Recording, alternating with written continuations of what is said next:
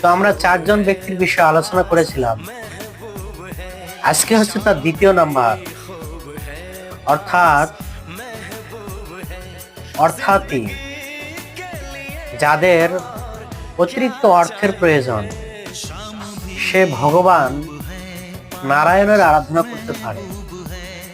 কেননা যেহেতু নারায়ণ হচ্ছেন তার লক্ষ্মী দেবীর পতি, তাই নারায়ণের আরাধনা করলে লক্ষ্মী অটোমেটিক তার গৃহে প্রবেশ করবে। কিন্তু কলিযুগের মানুষ নারায়ণের আরাধনা করতে চায় না, তারা আবার লক্ষ্মীর আশা করে। কি করে সম্ভব এটা? অতএব আমাদের মনে রাখতে হবে, যদি লক্ষ্মীকে পেতে চাই, নারায়ণের আরাধনা করাটা জরুরি।